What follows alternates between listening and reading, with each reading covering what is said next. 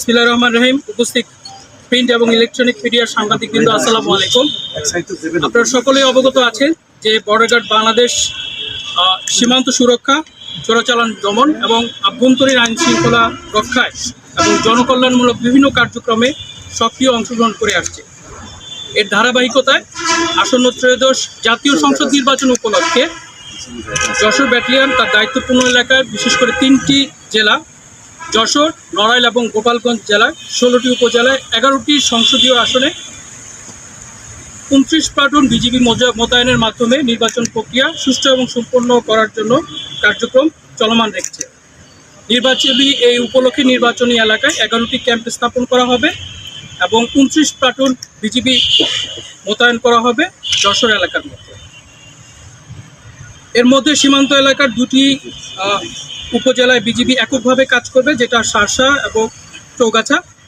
এটা ছাড়াও অন্যান্য উপজেলাগুলোতে কাজ করে থাকবে।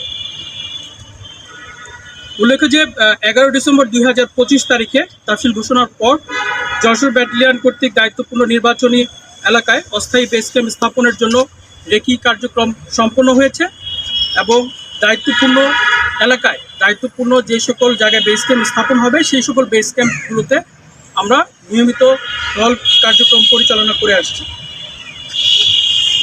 মোতায়েনের পর থেকে 3টি জেলায় গুরুত্বপূর্ণ 70টি স্থানে আমরা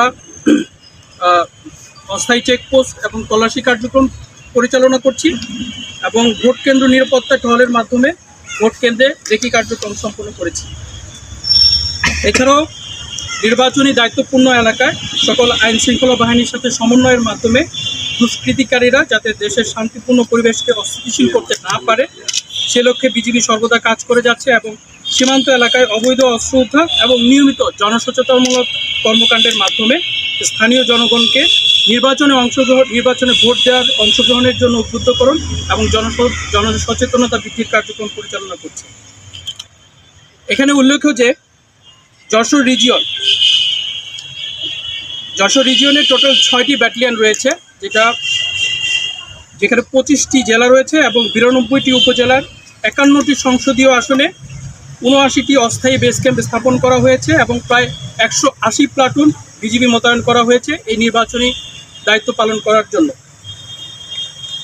এবং এই দায়িত্ব পালনে বিজিবি এই 15টি জেলায় রেকি কার্যক্রম সম্পন্ন করেছে এবং জনগণকে সাথে নিয়ে এবং স্থানীয় জনগণ এবং স্থানীয় প্রশাসনকে সাথে নিয়ে নির্বাচন কার্যক্রম সুষ্ঠু এবং সম্পন্ন করার জন্য রেকি, তল্লাশি কার্যক্রম এবং